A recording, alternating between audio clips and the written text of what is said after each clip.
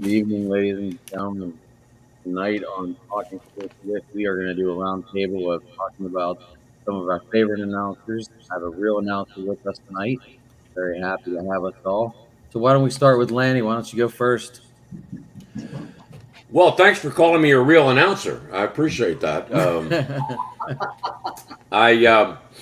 I'm thrilled to hear that you guys spend some time talking about baseball announcers. We're a fortunate breed. We just don't show up on Sundays and Saturdays. We are there almost every day from spring training right through, hopefully, the playoffs. And it is my belief that the reason that baseball announcers have been able to carve a genuine connection with their audience is because the nature of the game and the fact that you're there every day affords you the opportunity to share who you are with people.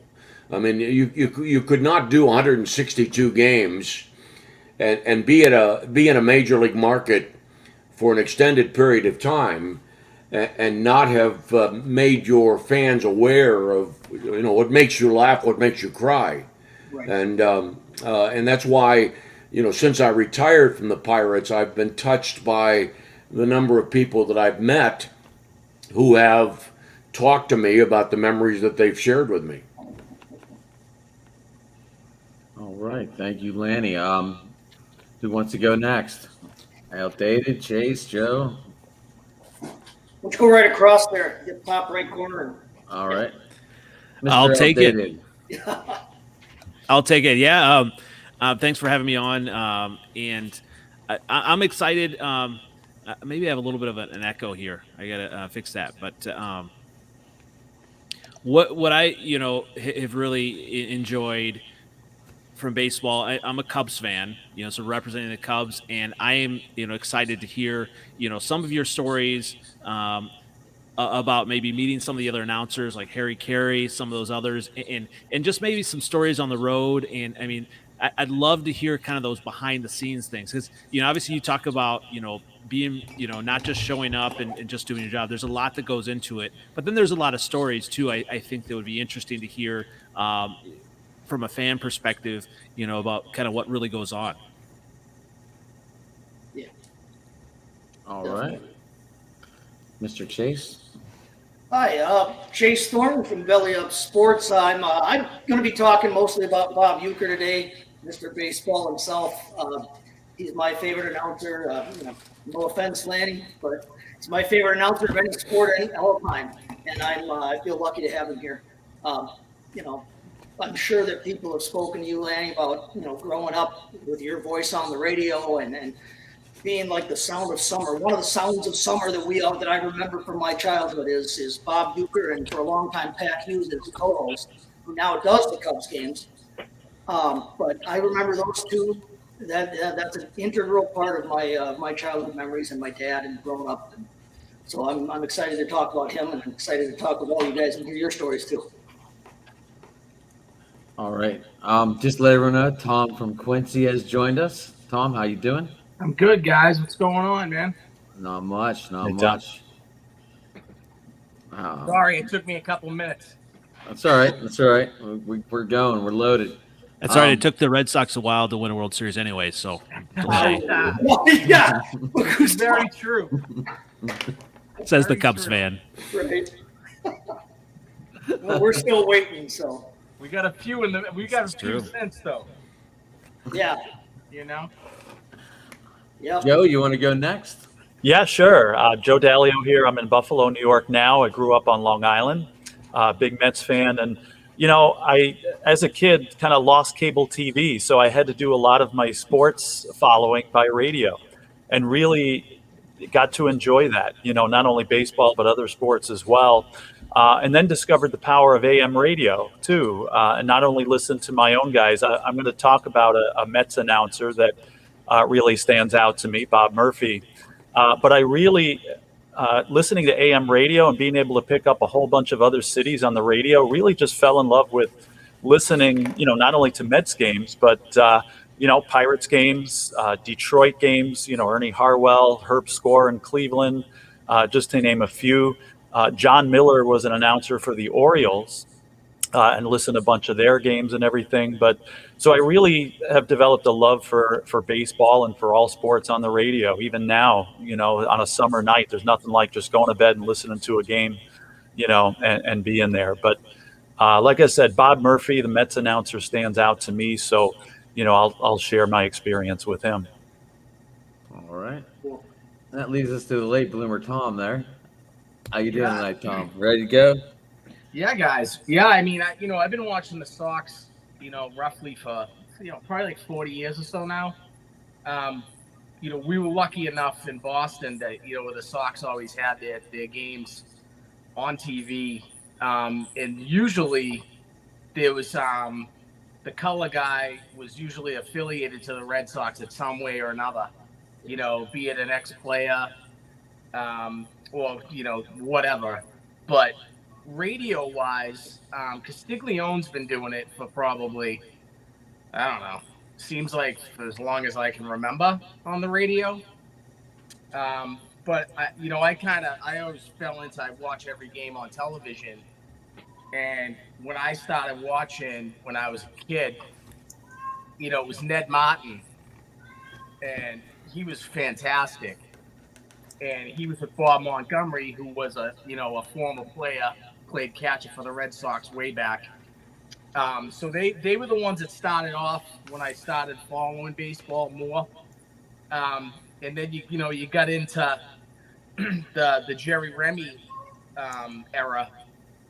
In between there was a lot of different guys kind of found their way through it that didn't stick.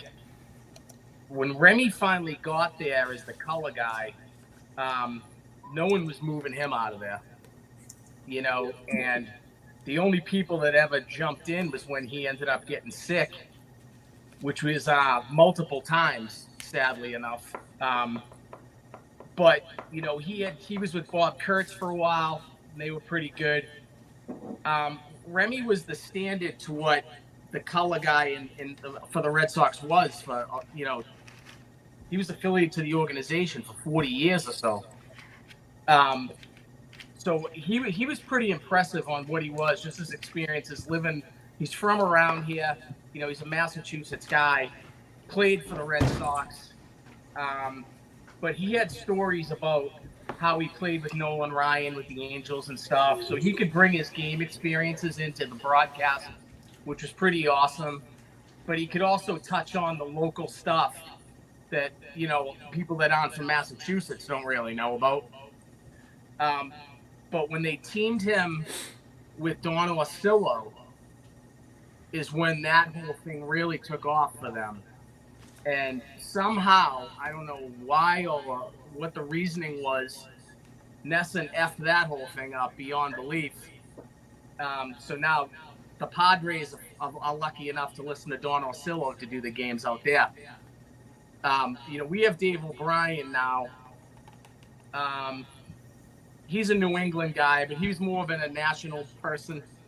He's not really like a, not a Massachusetts dude. He's not a Boston person. So, people around here don't necessarily care for O'Brien. They miss Orsillo, and now they miss Remy because he's passed. And now they've decided they've gone on like a rotating booth with ex-players and, Tony Maz who was a beat writer for the Herald forever. He's on the radio. And Eckersley's been there for years, but he's not a full-time guy. He's great. They just kind of piecemealing it together after Remy had passed and Orsillo left, which is kind of sad because people around here really dig what the guys in the booth have to say. And O'Brien is just kind of vanilla.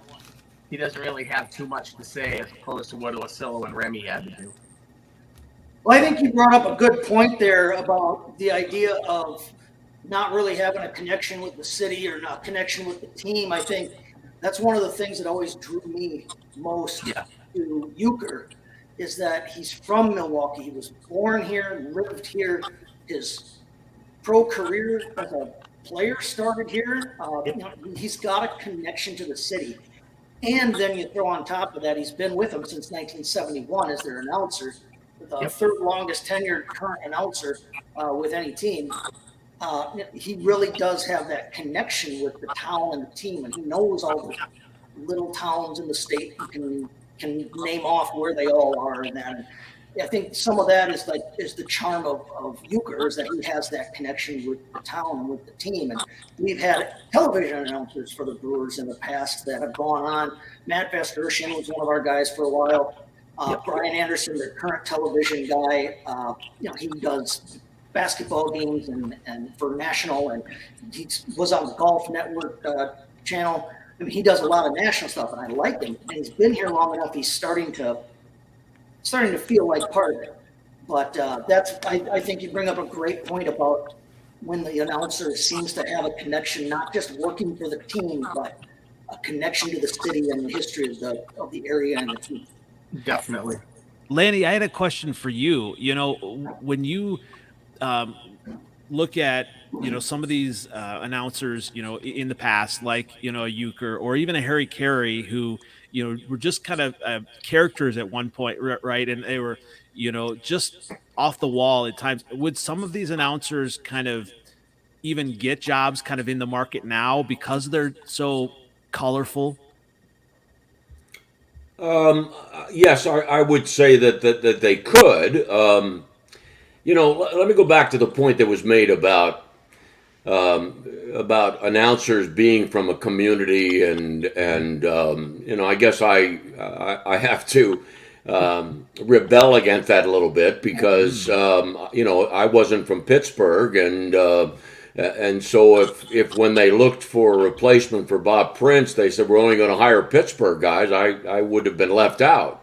I do agree that one of the things that is necessary for a baseball announcer is to create a relationship with the community, and that takes some time. I said last week when I was on the other podcast that the scariest moment for me when I was hired as the Pirate announcer was to realize that 99% of my audience knew more about Pirate history than I did.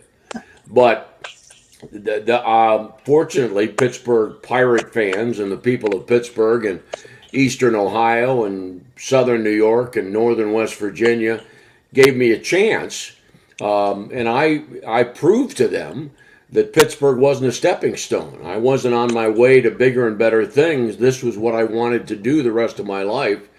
Don't lose sight of the fact that, and I'm glad that there was this discussion about radio play-by-play. I wish I would talk often when I was on Pirate Baseball about encouraging grandparents and parents to take a moment and have your young children sit on the back porch with you and listen to a baseball game. Radio baseball had been pushed aside, and I think unfairly, and I think in detriment to the game, because to me, the best way to enjoy baseball is when you can't be at the ballpark is by way of radio. Now, let me also say that, the comment was made about Bob Murphy. Of all of my former colleagues, Bob Murphy was one of my favorites, because he was an authentic individual that cared enough to reach out to young broadcasters like myself. But keep in mind that in the heyday, when it was Lindsey Nelson, Ralph Kiner, and Bob Murphy, when the three of them worked together, two of them worked television and one guy worked radio. Right. And they rotated. And back to the point that I had made before, what baseball teams often make the mistake is to believe that the radio broadcast has to have a color analyst. And I don't believe that is true. And the problem also is, and the comment was made about the Red Sox running former players through. The problem there is that they're typically in broadcasting, not individuals, to share with former players as to how they're supposed to do the job. And most former players think that they should do a radio broadcast like they hear television announcers doing it. And that is not true. There is, I've worked with color analysts, former players that would sit there and watch the monitor and comment about replays. The audience can't deal with that. That is not a relevant aspect of the broadcast.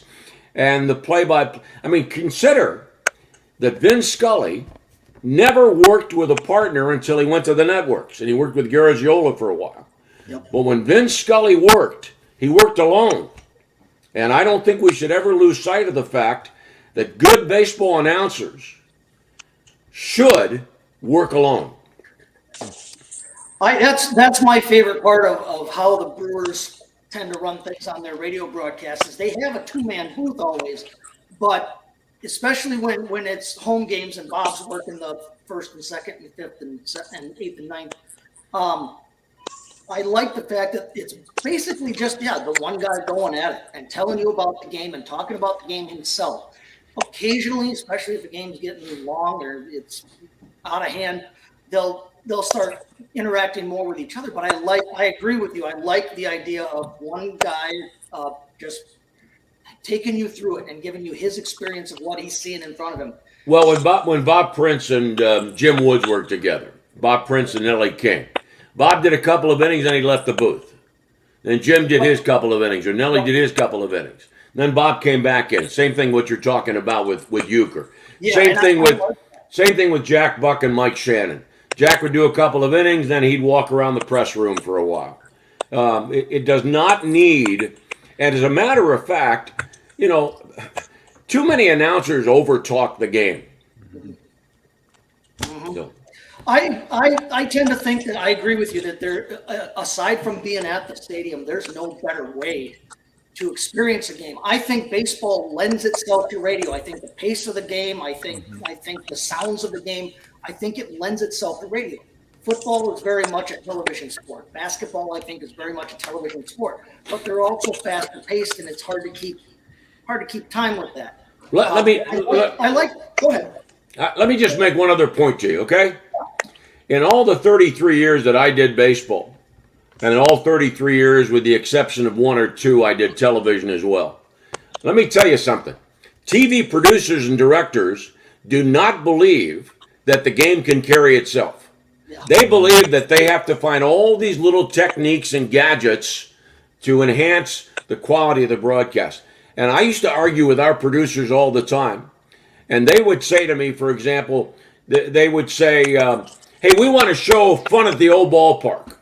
And I said, yeah, the problem with that is that I want to show the father showing his son how to keep score. You want to show me 5 guys with their shirts off, with their chests painted with the team logo. And that's not what the game is about. It is not about the rah-rah, for example, the Wave. The Wave have no business in a baseball game. Has no business whatsoever in a baseball game. So this is I was gonna say this is interesting. So like I grew up, watching WGN and Harry Carey and Steve Stone. Steve Stone, fantastic. I still enjoy it to this day. Harry, seemed to have that just almost kind of the entertainment value, a lot of it, and he knew his stuff. But it was an interesting 2-man kind of booth that way. I as a Cubs fan, I enjoy Pat Hughes on the radio now, and that's how I listened to the 2016 Final Out. And I turned off, turned it down. I listened, and I could listen to that all day. I miss Pat Hughes. I do miss him. Yeah. But growing up, it was Harry and Steve, so I am used to that 2-man booth on the. Well, so you don't remember Jack Brickhouse? I mean, Jack Brickhouse set the tone for that whole broadcast. Yeah. See, I am. That was a little bit before my time. Well, again, don't forget that much of what is accepted in a town has been created by the traditions of the guys that came before. For example, in Pittsburgh, we did birthdays and anniversaries and Jim Jones is here from Pittsburgh here in Los Angeles. Okay? Vince Scully would never do any of that. Okay? Vince Scully would never do any of that. So Jack Brickhouse set the tone, in my opinion, in Chicago. And I believe that, for example, with the Mets, Murphy, Kiner, Lindsey Nelson set the tone. Now, whether it is seeping away because it's been so long and it's a whole new generation, I can't speak to that. It actually, in New York, the radio booth is still in very good hands. If you know Howie Rose, he sounds a little bit like Murphy, or kind of has the same mannerisms and sets the picture very well. So as Mets fans, we got lucky, once Murphy was out of there and Howie Rose took over. He's excellent as well, and he does a lot of the same things Murphy does, I believe. Now, Kerry used to set up sometimes in the outfield and do this game to be more in a fan base. How do you think you'd be able to do that, Lan? I've done it. I don't understand why. Almost every time when they set up announcers in the outfield, they have security guards and the fans can't get to them. What's the point? What's the purpose? When the Pirates were owned by Kevin McClatchy, everybody made a big deal about the fact that he sat behind home plate, but he wasn't with the fans. He was in the elite seats behind home plate. Same thing with the guys who work in the outfield.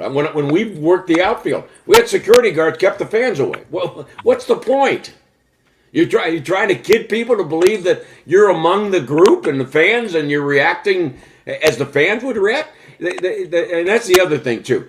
Baseball announcers can't be, most of them can't be fans. Maybe Harry got away with it. Harry was unique also because, most baseball announcers can't tell you the truth.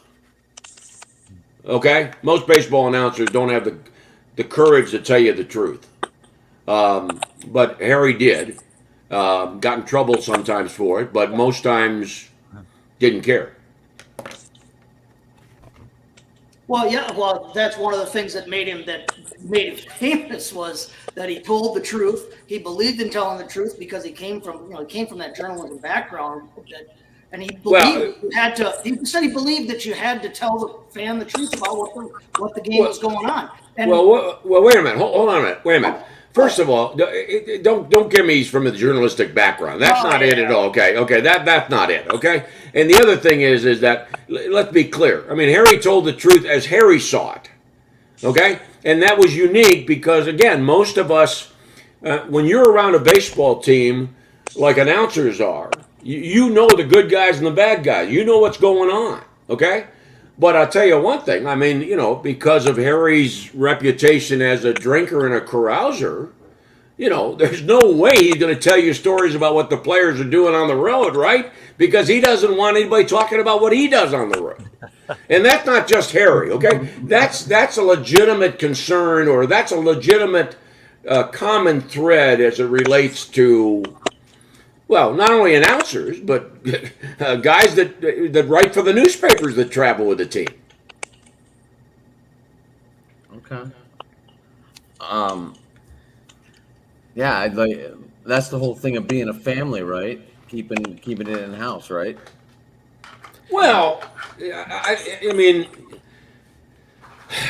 the point about being a family to me is that during most of my years, I was made to feel like I was a part of the group that I was away from my family like players were away from their family, and then we were players that would come up to you and ask you about your kids and talk to you about your family. Later on in my career, that wasn't the case, but. I mean, my attitude always was that what I wanted to talk about was what's happening between the white lines. Now, again, I told the story last week about, you go to a player and you say, you got a broken hand. How'd you break your hand? And he lies to you, and that he got He broke his hand because he got in a fight in a bar. You know, I'll tell you a great story. John Smiley of the Pirates.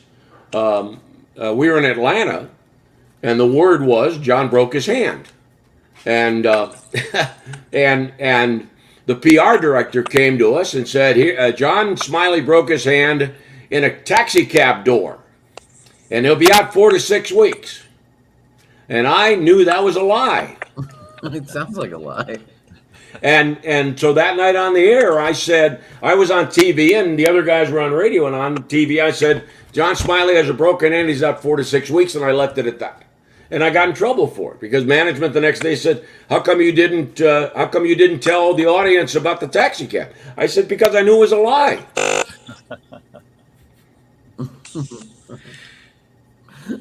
So is that kind of like, I mean, obviously you're working for the team, right? Well, my first 12 years I worked for KDK Radio, but you know, in those situations, is the announcers are, you know, hired by KDK at the approval of the ball club. Yeah, okay. So in essence, you've got to figure that out. You know, not too many announcers take the attitude that I'll say what I want to say, and if they want to fire me, let them do it. Because most announcers are, you know, I mean, I was overpaid, so. You know, it was challenging. It was challenging because you know, back to your point about, you know, talking about New England and Chicago and Milwaukee and Mets fans and you know, understanding the community and understanding the type of people that you were talking to, you know, understand also that you worry about your credibility. You know, you don't, you know, you at least say, I'm not going to lie to them. Okay, I may not tell them everything, but I'm not going to lie to them. And that's probably the best you can do in most cases. When you talk about like connecting with community and, you know, obviously the team as well, did you take time to kind of maybe craft some of your calls, so to speak? Because now, you know, obviously, you know, you got some that try to get their home run call down or unique, or did you take time to do that, or did it just kind of happen like naturally? Well, let me make the point first of all that I think that signature phrases can be overrated in broadcasting. Yeah, when Bob Prince first told me you ought to develop your own home run call, I sat down with a piece of paper and a pen and I started, you know, writing it down. And after writing down 20 stupid sayings, I realized how absurd the exercise was, and so, you know, I did develop a home run call, but. You know, again, I would submit to you, and I know Bob Uecker well enough to know that as funny a man as he is, okay, he is what I hope people that don't listen, that haven't listened to him, what they would appreciate. He does a great job announcing baseball. Okay, he doesn't have to be a comedian. He's not a gimmick. He's a baseball announcer, and there's a difference between some guys that think they can create a gimmick as opposed to understanding what the game requires of them as baseball announcers over 162 games. You can't bear to go through 162 games with a guy that thinks he's got a gimmick every night for you. It would drive you berserk. Yeah, it's funny you say that because the first couple of times I heard Uecker broadcast the game, I was very surprised as to how serious he was. Yeah, well, yeah. I mean, he cracks jokes, and he tells the personal stories, the humorous stories from the road. But I agree with you completely, Lanny. That's part of my favorite thing about it is the way that he actually calls the action, and the way that he calls pitch by pitch, and the way that he calls a fly ball to you know, mid center field and things like that. I appreciate that about him. And I thought it was one of the things that I liked about he and Pat Hughes working together was that they complemented each other so well in that respect. I like the way Pat calls ball game too. And like I said, it was part of my childhood. I miss it because in my opinion, they haven't found anybody since him whose style really meshes with Bob's the same way on air. They found some good personalities, some good people, and some guys that have gone on to other jobs and are now primary announcers in other cities. But I don't think they've ever found anybody that meshed with him as well as Pat did, personality-wise and stylistically. Lena, you talked about, maybe just a one-man booth. Is there a difference between preparation between, a color commentator as opposed to play-by-play? Yeah, it is a great question. Are you talking about radio or well? Here's the thing. When I was working, some nights I'd have Steve Blass with me, some nights I'd have Bob Walk with me, some nights I'd have John Wayner with me. I think a good play-by-play announcer has to accept the fact that there are things that, I'll give you an example. I knew that Steve Blass would always talk early in the broadcast about what a pitcher's win-loss record was against the Pirates and what the Pirate pitcher's win-loss record was against the Dodgers. And I knew he would talk about that. And so what I did is I waited for him to use his note, and then I would try to add an ancillary note. Adam Wainwright is 12-4 against the Pirates, and there's another note that goes along with that. Bob Walk didn't read the note pages, didn't care to read the note pages, just wanted to react to what the game gave you. And so, yeah, I would tailor my preparation based on who it was that was going to be sitting next to me. Yeah, it's a big deal who sits next to you, huh? Well, not a big deal, but it that's why this conversation Tom from Boston, I don't know where he went, but probably to feed the dog, but yeah, I was just wondering that myself, Len. You keep running, if you're trying to conduct an audition by running players through your broadcast booth, that strikes me as being downright weird. But again, I go back to my point. There aren't, the guy that's been director of broadcasting. I mean, every director of broadcasting I had with the Pirates. Okay, I was there 33 years. Every director of broadcasting I had with the Pirates, none of them knew anything about broadcasting. They just moved from another spot in the front office as to become director of broadcasting. So yeah, I mean, in that preparation for the game, I mean, were they all in the meeting, or did you do the preparation on your own, or how did that go? I mean, did you? No, most announcers, most of us are going to prepare on our own because we know that, first of all, most play-by-play announcers do a ton more preparation than the color guys do. But I'll tell you what also was a plus, and I tell my students this at Waynesburg University, is that Bob, Steve, Greg, and I very often, home and road, would smoke cigars together. And discussions that we had while we were smoking cigars would at some point find its way into the broadcast.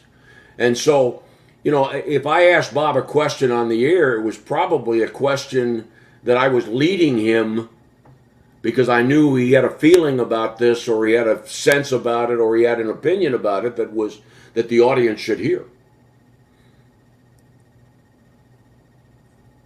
All right.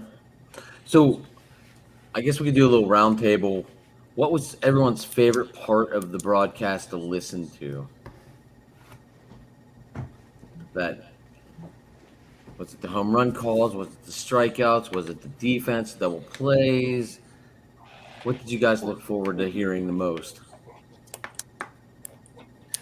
I think one of my favorite things, Euchre, everybody knows his home run call. Get up, get up, get out of here. It's part of the stadium now, for crying out loud. One of my favorite things is hearing that final out of the game when he gets so excited, because he does the ninth inning when he's calling a game for him. He does the ninth inning, so 9.5 times out of 10 he's got the last out call. And when it's a close game and there's a lot of that tension, you can feel it in the air, kind of thing, that palpable energy. His third strike call, or the double play that is turned, at the last second there, kind of thing. Those are the kinds of calls that I love about listening to Bob Euchre, because not only do I like the energy that he gives it, and like I said, his voice is just part of my life. But you can see the play happen by his description of it, and you can feel the energy that will be there in the stadium, and so that's one of my favorite things. I like hearing him call home runs because it means we just scored, but hearing his energy on a final out of a close win is my favorite part of a broadcast for the Brewers. All right, Joe. All right, yeah, one of my favorite parts about Bob Murphy was actually the very beginning and the very end. I never heard anybody set a stage or give you a picture like Murphy did. From talking about, the white puffy clouds in the sky and the temperature, and if you were at a baseball game, I mean, he made it sound like nothing else mattered. Life was beautiful because we're here at this baseball game, and he just set the stage so well. And even at the end of the game, especially if the Mets won, he would make sure that we stay tuned for the happy recap. And he wasn't much of a homer announcer, but you could tell he wanted the Mets to win. He'd be all giddy at the end there. And, whether it was a Met or an opponent striking out, his swing and a miss calls will stand out to me as well. But my favorite part about Murph is just how he set the stage. And it didn't even matter what was going to happen in the game. It was just, I felt like I was there. And just, again, nothing could be wrong because we're at a baseball game here. Updated.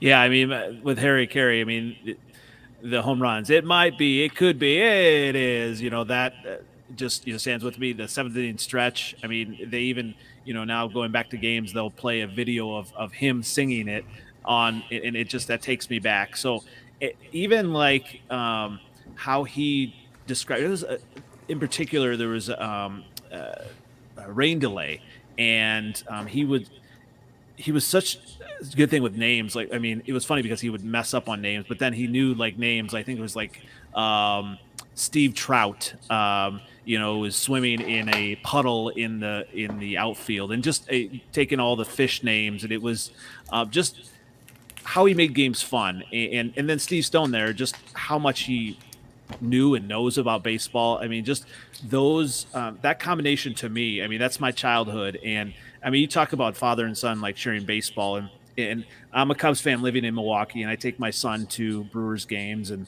cheer for the Brewers when they're playing the Cardinals, most definitely. But I love, hearing Euchre over the, stadium. I love hearing that. But just, passing that on, my dad passed it on to me and passing it on to him. I love that part of it too. And just, trying to, share some of that stuff with my son and my daughter as well. And just pass that on. I mean, whether it's, my team or not, there is something about being at a game. Oh, I'd rather be at the game than anywhere else. I grew up up my camp. We listened to Cleveland and Pittsburgh games if we got KDK that day, because back in the 90s we didn't get KDK too good up in the camp, but we definitely got Cleveland games. So I mean, it set the stage, and you still have to know baseball to listen to it, to try and picture it in your head. Like listening to football games, it's a whole different story because you have to try and remember if you're going right to left or left to right, and you can try and picture it all in your head. And that's just what I try to do whenever I listen on the radio. I try to picture it all, put it all into one motion for me. Lanny, what was your favorite part of the games? Well, to me, it's a real art to be able to call baseball when it gets complicated, and so, if you've got a bases loaded situation and a guy doubles in the gap, as a baseball announcer, you're hoping that when that complicated play develops, that your timing is so impeccable that your audience follows you the way it needs to follow you. One run scores. Where's the replay? Does the ball roll to the wall? Where's the replay to the shortstop? I mean, the fitting together of all of that is a challenge, but it is also. And I submit to you that if you hear a baseball announcer call a complicated play, and then after he calls the play, goes back and recreates it, that probably indicates that he knows he missed something. But if you hear a baseball announcer call the play, all the finer points of that play, and then shuts up, it's an indication that he knows he called it well, and there's not anything else he needs to do. Did you have to kind of learn some of the facets of kind of broadcasting? I mean, is that just something obviously that, or did you practice it, or how did that come about? Well, I was fortunate because I wanted to be a baseball announcer since I was 13 years old. And so, as I told the group last week, I spent numerous hours in the front seat of my car, or my dad's car, announcing my brother's games. And I also invented a game that I had in my basement, and I announced in the basement. So somebody once said to me when I got the Pirate job at age 28, this reporter said, "Well, you're awful young to get the Pirates job." And I said, "Wait a minute. I've been preparing for this for 15 years. So I'm not sure the guy understood, how significant I thought that was. But yeah, it's and that's why I really believe that many baseball announcers can do any sport, but not guys that are schooled in being good football announcers, good basketball announcers, good hockey announcers. I don't think that they can easily, and I don't think they can at all transition to baseball. Okay. Is it because of the pace of it, or why Yeah. would you say that? Yeah. Well, it's a couple things. The pace is one of them because the other sports are somewhat predictable. It's also because to be a good baseball announcer, you need to know the game very well. Because to tell your audience, to know that you need to tell your audience with a runner at third and one out, where's the infield? The ability to know instinctively when the catcher drops a third strike, is the batter automatically out or not? It has to be instinctive. Most other sports you can just react to what the officials tell you. As a baseball announcer, I mean, if you're calling a game and there's a runner at first base and there's one out and the catcher drops the ball and the batter runs for first base and you're not calling the play-by-play of the batter running to first base, you look like a fool. Right? Even if the catcher throws to first base, you're a fool, okay? It's the same thing. If you're doing, a guy steals on a 3-2 pitch, and you're saying, "Oh, there, and throw to second base," it was ball 4. Doesn't matter, So there's so much that's instinctive, and you have to know about the game. Those of us. I mean, I've been kidding my friends. I've been married twice. I've been kidding my friends, and I'm not going to marry a third time until I meet a woman that knows the infield fly rule. Well, I was asking Adam ahead of time about this, and maybe you've had a chance to think about it. And how would have you announced that Javier Baez play with the Pirates against the Pirates? I'm not familiar with it. The one where he was going to go to first and then he backed away. Have you seen that one? I believe that was last year. Basically, he was. Oh, you mean the rundown between home and first? Yes. Yeah. I must tell you, I don't know how I would have dealt with that because that was a total embarrassment. Mm-hmm. When I heard the story about it, because I was not exposed to it, I didn't see it happen. I didn't even see the replays of it and all that. When I first, what shocked me is that in the days of Chuck Tanner and Jim Leyland, they would have been out of the dugout yelling, pointing to first base. They would have been, Chuck Tanner used to call pop-ups behind home plate. If the first baseman and the catcher were converging, Chuck Tanner would make the call as to who should call, who should make the catch. So I didn't understand how, if the player didn't know what he was dealing with there, You know, how many times have you seen a catcher miss a third strike with the bases loaded and throw to first base when he's always got to do is step on home plate, right? So, but I must tell you this: I worked with enough former players to know there are a lot of players that don't know the rules. Interesting. Is that individually their responsibility, or is it on the coaching staff then? Well, I guess if they don't know that it's on, then it's on somebody. Same thing with the challenge of teaching high school. Everybody talks about high school athletes, high school baseball players, about catching the ball, throwing the ball, swinging the bat. But there's so much situational knowledge that a baseball player has to have, Right. that you could spend hours with your students and your athletes off the field going over what happens if this happens, what happens if that happens. Because I do high school baseball, and I'm shocked by some of the things I see, and I suspect that some of it is that even the coaches, think they know baseball, Right. and they don't. And there are so many intricacies, like you brought up, about drop third strikes and infield fly rules and things like that. They spend so much time on the physical, like you said, teaching a kid proper throwing form, or you're pulling your head when you're swinging. You got to stay in there, keep your shoulder in there. That they don't spend enough time on, like you said, situational aspects. Well, I'll give you an example. I'll give you an example. Okay. Yeah. Runner at third, no outs or 1 out. Okay, late in the game. Fly ball hit down the right field line in foul territory. Should the right fielder catch it or not? Well, to me, the answer is, how is the coach playing the infield? The coach playing the infield that message to me is that I should not catch it because they don't want to give up the run. If he's playing the infield back and believing that we can concede a run, then catch the ball. But how many kids have been taught that they need to know in the outfield what the infield's doing so that if that issue comes up, they know how to react to it? That's coaching and understanding the why, what we're doing. Not just why is our infield in, but why. Not just that the infield is in to prevent a run, but everybody needs to understand that it's not just the third baseman or first baseman's deal because they're pulled in.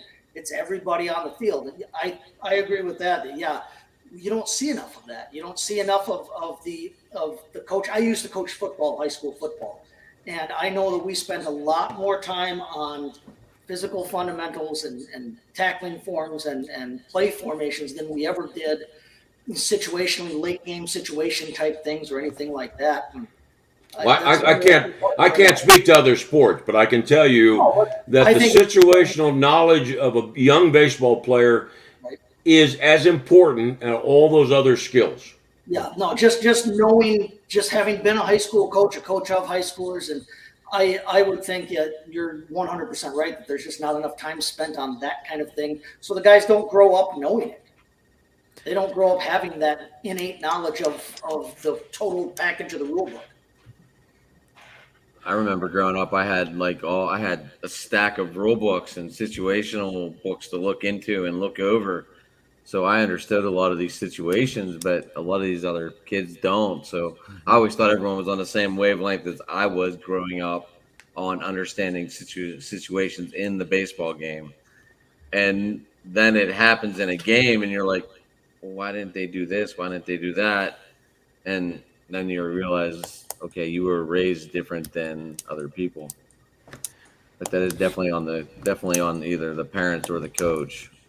Well, speaking of like situational baseball and kind of, put it on like broadcasting, was there a time in your broadcasting career that maybe you got like caught up in the moment and maybe didn't quite, I mean, it's like a lot of times, you see in younger baseball, you see kids kind of watching the play, so to speak. Is there kind of an equivalent maybe in broadcasting that maybe you've seen or maybe you've done in the past? Well, I had numerous situations that I did something that was downright dumb or said something that was downright stupid. And unfortunately, I'm the kind of guy that I couldn't. It didn't roll off my back. I'd go home and matter of fact, that's how I became an alcoholic, is because I had so many nights where I would go home and drink because I was so bummed out about something I did on the air. I think I tried to be a perfectionist, which is stupid because nobody is. But at least I was smart enough that when I started with the Pirates, I worked with Milo Hamilton, who had a terrible year with Harry Carey, by the way. And I was fortunate because Milo only let me do the third and seventh innings. And so I said to myself, you know what? I'm going to try to fly under the radar here. I'm going to try to let him take. I mean, not that I was not going to be a good partner, but he was getting most of the criticism, and so I said, and I understood that it was going to take me a while to get to a point where I felt confident about the job that I was doing on the air. And you listen to, it was inevitable. People love to talk to you or write to you and say, can you take constructive criticism? And you'd like to say yes, and then you realize that in most people's minds it is not intended to be constructive criticism. They'll say that to you, but they really mean it to be destructive criticism, and they have an axe to grind with you, and they can't wait to get into your head. So. Well, yeah, I mean, kind of on that, my son is 12 and he announces everything, and we actually do a USFL podcast together. And so is that the advice you would give to him? Maybe, not take things too personally and maybe not be a perfectionist, or how would you kind of, just make the best of both worlds, I guess? Well, a couple points off that, and thanks for asking me. First of all, I said last week, 85% of the success of any broadcast is determined by the preparation you put in. Okay, when I do high school baseball, when I do high school football, when I do high school basketball, I spend 10 hours preparing for that game.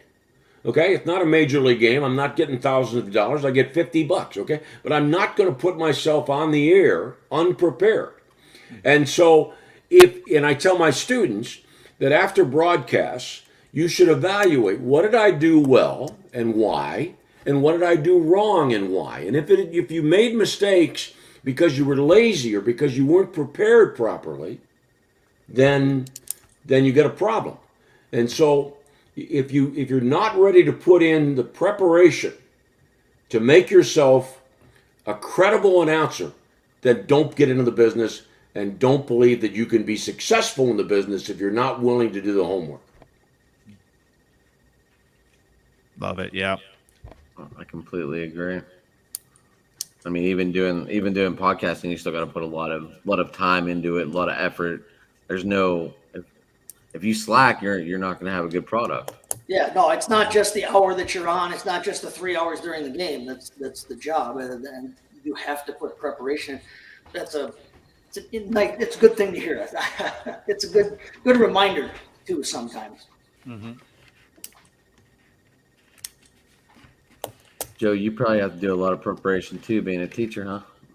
Yeah, being a teacher, it's the same type of thing, and if I just go into a classroom of 14-year-olds unprepared, I mean, I'll just get run over.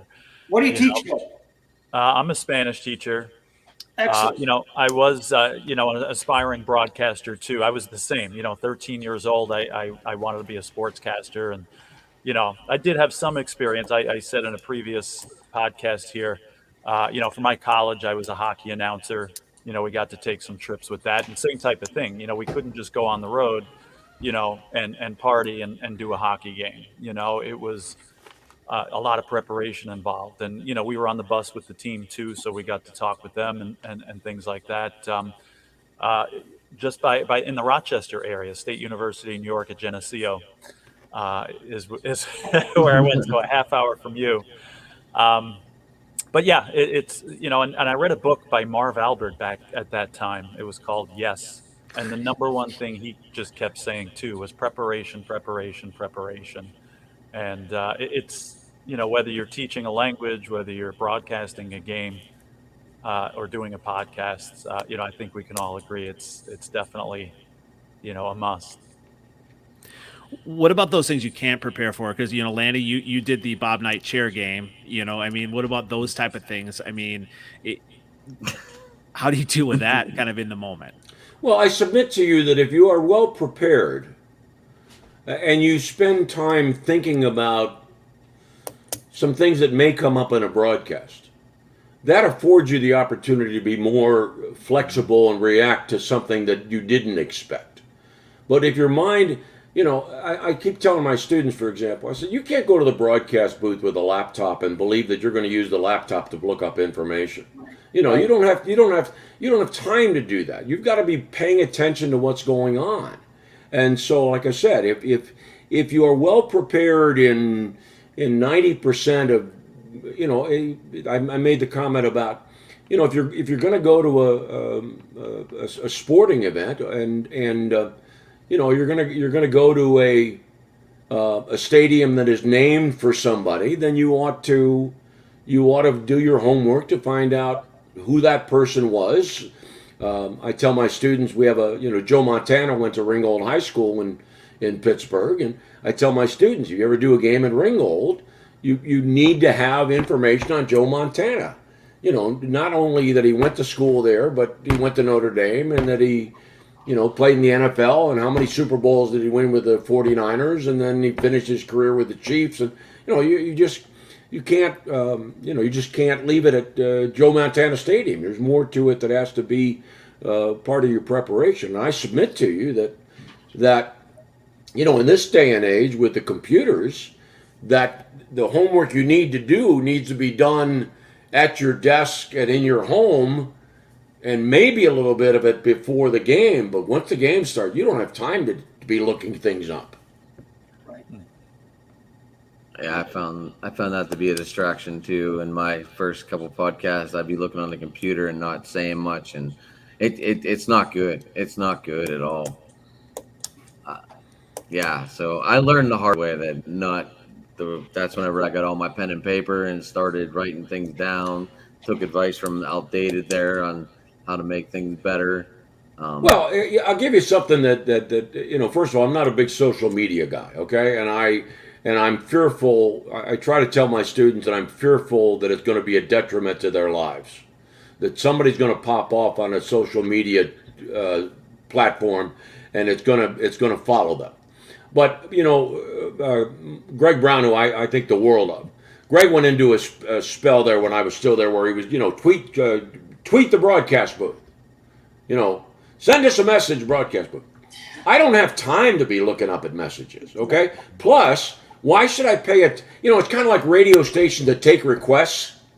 Just because one guy likes that song, you think that's going to set the stage for a large percentage of your audience liking that song? Yeah, I just, the comment from the guy listening to your broadcast, I would be careful about whether, that's supposed to find its way into your broadcast.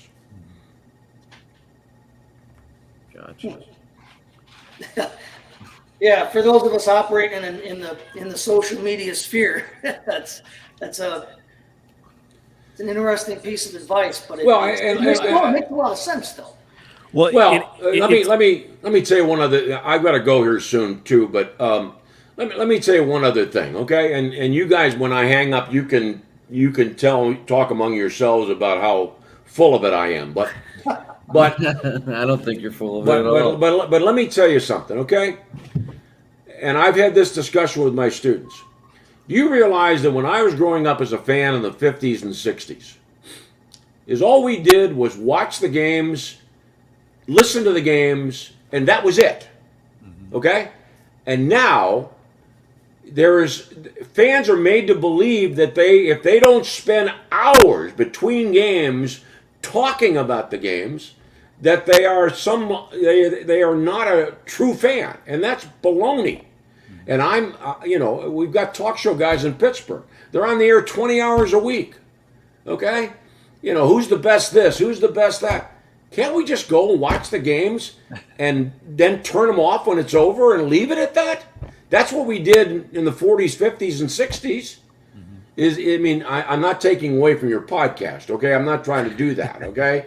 but there is well, I'd rather again, go maybe again. I'd rather go maybe again. it's a generational thing. But again, does it really need to be dissected and probed the way it is by a lot of people? When she'd say, just watch the game. Why do you have to read about it now on the internet and she taught me a valuable lesson. It's like, game's over. I'll go spend time with the family now.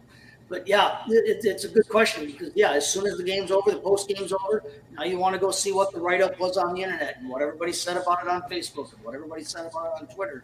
And that has become a big part of, like you said, fandom, to where people don't think you can be that without it sometimes. And talk radio has become so ubiquitous. Talk television. Good word, ubiquitous. Very good. I like that. English majors. Yeah. And I don't know. Maybe it's because of the betting. Maybe people feel they need to have this knowledge now before they place their bets. I don't know. But for this 74-year-old, I just want to watch the games, and I have no desire to get involved in major discussions about whether the manager should have done this or not. So, guys, thank you for letting me be on the show with you. Thank you. Thanks for joining Thank you us, very man. much as well. Thank you. Lanny, thank you. Yeah. Very Find out what happened to Tom too, will you? Yeah, he lost service. He must be having a storm or something up there because he said his laptop went down. Okay. Good to see you guys. Thank you. Thanks again, Thank Lanny. you. Bye. All righty, Glenn. Take it easy. All right, Lanny for Terry, ladies and gentlemen. Very, very knowledgeable. That was probably, Joe and Lanny are probably the most teachers I've ever listened to when they speak. Because somebody's listening anyway. That's cool. So yeah, that was good. Good stuff. That's awesome. So what? I don't like going into his catchphrase. He doesn't like talking about them, but because you talked about him, he did talk about him, but we didn't get him, and that's all right with me. But what were your favorite catchphrases from your guys? I think the only thing I can remember, Bob Murphy wasn't the type that had a lot of catchphrases. Just again, the swing and a miss, and again, just at the end of the game, if the Mets won, stay tuned for the happy recap, and that was it. But he, like I said, just set the stage so well, and he didn't need a catchphrase, I think, and I probably had him. I'm not remembering at this point, but. Again, he was so good at just setting the scene and putting you there in the stadium.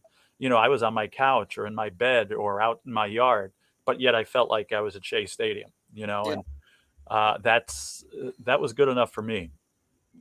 I would have liked, everyone knows the Murphys call of the Roger Maris record tying 60th home run, right? Yes. I don't remember that one, so. Well, I don't remember. Yeah, I've seen highlights of it. I've never I'm gonna have to seen go it. back now. I'm a little older, but even I didn't hear that one live. So I heard yeah, Lanny's great. I love him. Good knowledge. It was very cool. It was very cool to be able to have him on and talk with him. Thank you very much. yeah, I agree. Yeah. No, Euchre, like I said, everybody knows the home run call. Get up, get out of here, gone. It's like I said, it's built into the stadium now. It's part of when they hit a home run and Bernie comes down his twirly slide, the lights go up, get on. I need to go to your stadium. It's a fun place to see a game. It's a nice really place to see a game. Yep. You're going to see baseball when you go to Milwaukee because they got the roof. Yes, exactly. They were one of the early ones in baseball to do it. Now every stadium in the flipping world has it. But Not Wrigley. I could wear this pirate jersey and not get into a fight with you. I remember, like you said, growing up watching WGN. Mm-hmm. Because they were one of the first super stations. It was them and TBS. So you always saw the dang Braves and you always saw the Cubs. So even if I wasn't a Cubs fan, I grew up listening and hearing Harry Carey and Steve Stone, like you said, and knowing the Cubs. I still have a Cub picture on my wall. I was just gonna say you still have that picture on your wall. But I remember the first Cubs night game and how big a deal that was going to be. And I remember the turn out the lights at Old Comiskey, things like it's fun to look back and remember some of those things. But in terms of Euchre's favorite thing that he says, I go back to his style. Everybody laughs at the Harry Doyle character from the Major League movies. But the funniest thing, the best thing about it from a Brewer fan standpoint is that outside of the drinking in the booth jokes and all the other stuff that went on, the actual baseball calls he made in the movie is the way that he calls a baseball game in real life. The whole just a bit outside, shot the corner and missed. He'll say that in a real game, not for a ball that hits the backstop on the fly like in the movie, but he used his own real baseball calls in the movie, and so it was fun to see everybody like kind of think that that Bob Uecker's pretty cool announcer. Yeah, Harry Doyle, he's like that on the air in terms of like the energy and the calls that he makes, and there's just such a fun aspect to listening to him and the energy that he brings to the game. So that's my favorite. I mean, of course, like I said, I like the home run call because it means we scored, but the whole package, the way that he calls a game. And I think that Lanny made a very good point about a guy being able to carry the game by himself and not have to have that interaction. Uecker can do both.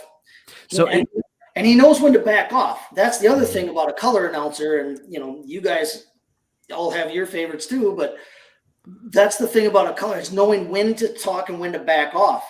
And on the radio, that can be kind of on the TV. It's like the color guy knows to jump in, especially if they're showing a replay, like Lanny said. But on the radio, it's knowing when to speak and when to back off, when to let the play-by-play guy do his thing. Like watching Scully, watching Scully call Gibson's home run in '88. Whenever after he hit it, he said the going, gone. And then he just shut up and let the play just go, and everyone seemed to be waiting for him to say something, and he didn't. I don't think he said anything almost to like the next, I like the closing segment of it. I don't think he said anything till after the celebration and everything. One of my favorite baseball movies of all time is For Love of the Game. And a lot of that is Vin Scully and how he's announcing that, it just, in that movie, and just, you hear that voice, and it takes me back. Like I was a kid, watching, the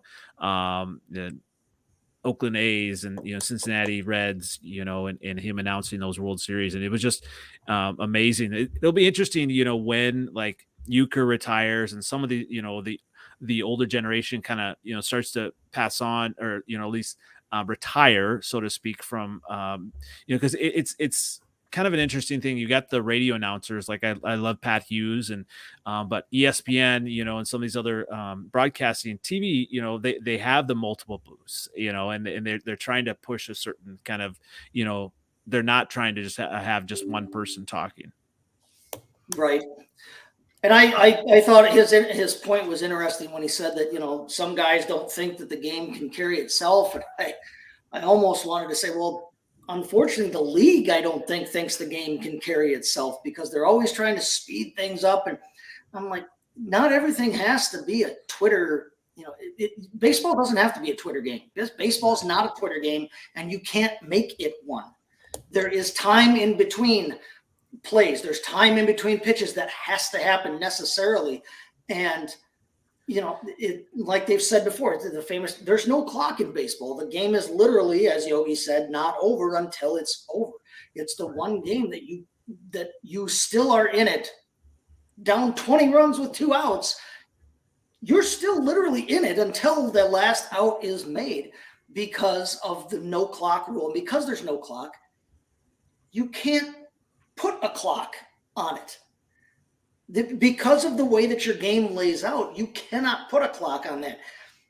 I understand not wanting to take forever between, pitches and wanting to limit how many times a guy steps out of the box or whatever else. I get that, but everything they do to try and jack the game up and make it more video game Twitter friendly,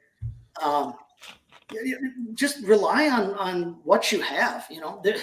It's still fun to watch Mike Trout bat, whether there's 20 seconds in between pitches or 35 seconds in between pitches. I want to see what Mike Trout's going to do.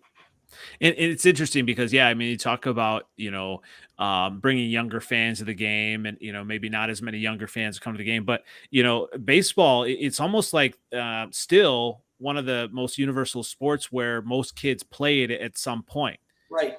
Basketball, I mean, some do, some don't, but I feel like there's so many baseball leagues where, someone will participate at some point as a kid, regardless of what you're, Right. doing it. Football, Not everybody plays youth hockey. Not everybody plays youth football. Yeah. With real pads, and not everybody plays. Yeah, like there aren't there's not a whole lot of 3-year-old, 4-year-old basketball leagues, but everybody plays t-ball.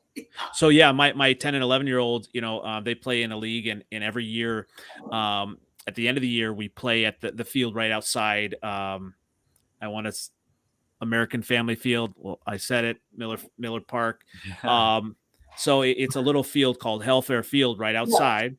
And so they, they'll have it. And actually last summer, or they're going to do it again this summer. But last summer, I had a chance to be the announcer for that game and try to do the play-by-play. And so it was, and I kind of joked that I was trying to be like Euchre, but it's hard, but, just that cool, the fact that it's like right, in the shadow of a major league park. I mean, it's kind of like, and it's the footprint. It's in the footprint of County Stadium. The infield, I believe, is the footprint of County Stadium. Home plate is where home plate was, if I'm not mistaken. I believe that's correct. Yes. Yeah. Joe, did you have something to say about the kids playing ball? No, well, I actually had something to say about what he was saying before about just not losing the core fan. I call it the MLS rule, Major League Soccer. When it first came into existence, they tried to Americanize soccer and change the rules. And even the jerseys and stuff, right? What's that? Even the jerseys and stuff, they tried to make it all. They tried to Americanize it. And again, it wasn't real soccer. And instead of getting new fans like they were trying to do, they were losing the people that were already soccer fans, which aren't many in the United States. No. And I'm just afraid of baseball doing the same thing, just trying to make so many changes to try to get new fans and to try to get the youth interested, which of course is important to try to get youth involved and keep young people interested. But I'm just afraid, you can't lose the core fan. And I think if they try to modernize baseball, instead of bringing more people in, you're going to scare more people away. Baseball doesn't need laser shows and smoke for the introductions. Right. No. 9 guys lining up on first base and the third base line or whatever. And Do any of your parks do these drone firework things yet? No, I haven't seen it, but they might. Apparently they're pretty cool to see. I haven't seen it yet, but I saw pictures and I've seen when they did it like at the Olympic closing ceremonies and that kind of stuff on TV. But they did them at PNC Park like I want to say a month ago maybe, but someone was showing me pictures and I was pretty amazed. Well, the Brewers, they do the fireworks for a home run. They have the indoor pop. No, I'm talking about like after the game, like how they do like firework night and all that. You guys are in a dome, so you guys probably don't have firework night, huh? Well, they still do. They do firework nights. They'll either open up the roof or they pop fireworks off with the roof closed for a home run. They'll pop them off right over the scoreboard in center field. Yep. I haven't seen if they've done any of those. Yeah, like I said, baseball to me, I agree with you, Joe, about like being the core fan. If they try to modernize it too much, if they try to take away from what the core of the game is, I understand the need to broadcast. I understand the need to try and reach a younger audience, but I think baseball never had a problem reaching a younger audience all through its existence. I mean, it was always passed down from father to son, father to son, father to daughter. And if you teach your kids and if your kids learn the game, through those relationships, they'll have that connection with the game itself, and they won't need to see smoke shows and laser shows for the introductions. And I think, you know, I love football. I write about it. I played it all through college. And I understand the changes made in order to safety incentivize the game. Right. But you know, I'm not necessarily all on board with the Fox sportsification of football, and how everything had to have a crazy graphic with it and looks like robots are installing the scoreboard in the bottom corner. Just tell me, let me watch the game. Tell me about the game. Have a color guy who played the game and can tell me some interesting, fun stuff about it. Right. And who gets along with the play-by-play guy, and let the game speak for itself. And you can have gimmicks. You could have little gimmick. I'm old-fashioned. I love watching a Brewers game and seeing them hit a home run and show Bernie Brewer, or an Astros game with a I'm choo-choo pretty sure, train. Joe, you didn't like it tonight. Well, the game was in New York, and I was going to say, even in New York, they have, when the Met hits a home run, which I guess doesn't happen much. I was going to touch on your point that a game is never over. So keep in mind with the 22 Mets, it's never over. But I don't know if you saw in the chat over here on the right, if you hit the private chat, Chase was keeping you updated on the score. I did, and that's what I'm saying. I said the game's never over, especially with the 2022 Mets. But stadium gimmicks are different, though. Like Bernie's slide and that sculpture crazy pinwheel thing that they had in Miami that they sold. Right. Yeah, the Mets have the Apple gimmicks. They've always had. There's always been that kind of thing, you know, and that's fun, and that's part of the tradition of being at the game and being into the game. Yes. But like the broadcast TV gimmicks and the whole, they've started doing is it the Monday night games or the Sunday night games where they do the Nickelodeon football cast, and so when the guy scores, they show the fake slime flying up from the goalposts and everything. Like, to me, the game doesn't need that. Baseball doesn't need that. The football game doesn't need that. I don't need to see that in basketball game. You don't need to superimpose anything. Let me watch the athletes doing what the athletes do. That's why I fell in love with the game in the first place. Exactly. I want to see men doing things that I myself and 98% of humanity can't do. Mm-hmm. I have a question since we're all here.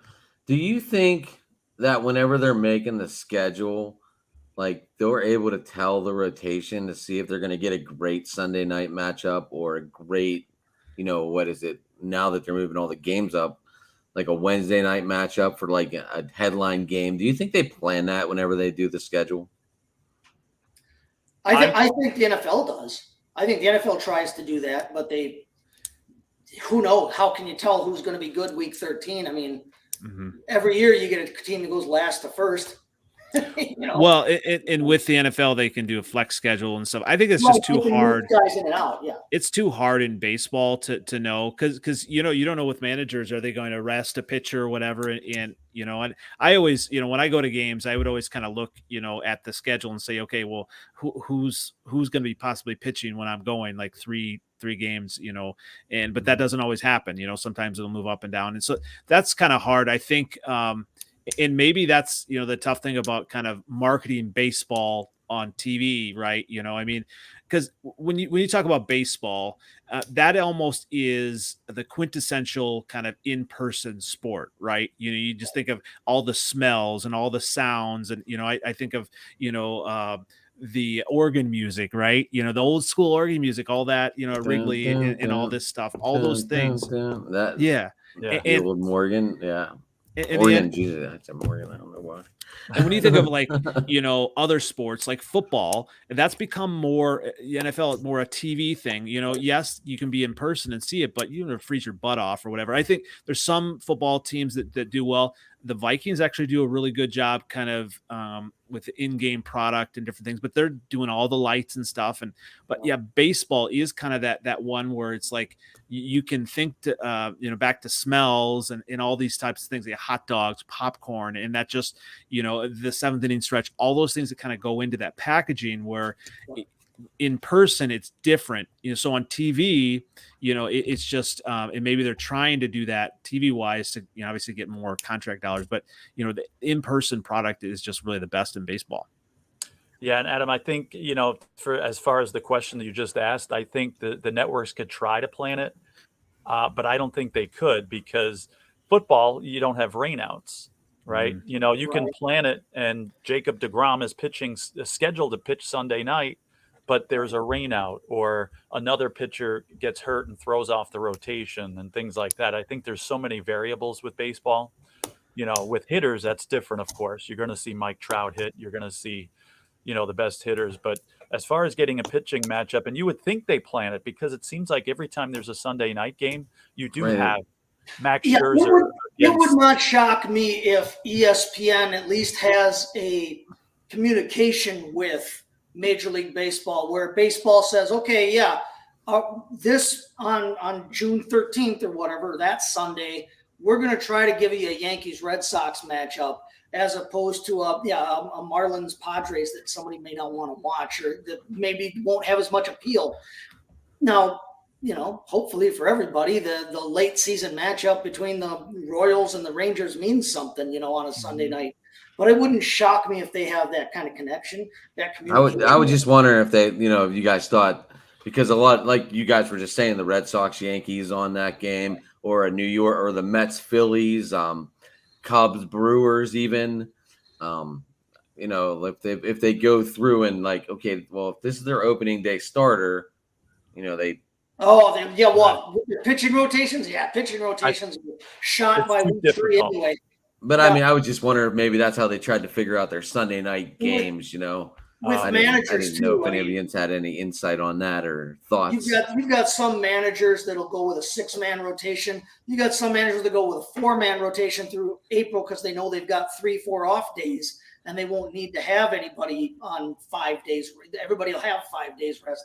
Yeah, and then like you said, Joe, with injuries and things like that, I think that you can't plan that far ahead in baseball. It's not like football where there's a limited number of games between week 1 and November, the third Sunday in November. There's a limited number of games, and you've got less of a chance for a guy to be missing for one reason or another. So I think they take situations into account too. If they have a Cubs Cardinals game scheduled for like the 3rd of July, they might be thinking in April or March, whenever they make that schedule, that, hey, this could be a game for first place before the All-Star break. Let's make that a night game, primetime game, or if it's a Saturday afternoon, let's put that on a Saturday afternoon so Fox can take that and show that to the national audience, kind of thing. I would be surprised if they don't have those kinds of communications. I agree. But gentlemen, I don't mean to cut anybody off. I have a 3-year-old, a 4-year-old that are trying to get to bed. Yeah, I was gonna cut it shorter. We're at an hour and a half. But it has been an honor to talk to all you guys and to meet Lanny. Me too. Likewise. Thanks again, guys. Yeah. Hey, I just wanted to say Mark couldn't be here tonight. He came down with the COVID, but he was going to cover Denny Matthews, and Denny Matthews has been with the Royals for over 6 decades. Yes, he's one of the few announcers in baseball who's been there longer than Bob Uecker with his current team. And the other one is Rene Harin, who is the Spanish language announcer for the Dodgers. They're the only 2 men who have been with their current team longer than Uecker. But yeah, Denny Matthews has been there a long time. I just wanted to let you guys know that Mark was going to cover him tonight and go over some stuff with him. Huge Royals fan. I think you can find him Royals did 1985 or something. I don't have his Twitter in front of me, but I'll post it. But yeah, unfortunately, hopefully Mark gets a speedy recovery. And yeah, anyone want to tell us how to get a hold of each other? Yeah, I'm just now. I didn't know I was going to be you guys were going to be putting Twitter handles. Joe Dell Sports is my my Twitter handle there. So JOEDAL and then Sports, and I'll look you guys up too. I'll be sure to follow. Excellent. Yeah, like always, you can find me at STT Chase FFB online. I do mostly fantasy football writing, but I'll talk about anything sports wise. I write for bellyupfantasysports.com, so you can check me out there always. I've got a couple of articles that'll be coming out here in the next week. And yeah, always give me a shout out on the Twitter and I respond. I had fun too, guys. Absolutely. Yeah. And you can find me at NFL Updated on Twitter, on YouTube, and on Instagram now. Nice. Oh, upgrading. Nice. All right. Thank you, gentlemen. Thanks, guys. All right, right, thank you. guys. Thank Good you. All right. I appreciate it, Adam. All right, Joe. Have a good one. Thank you.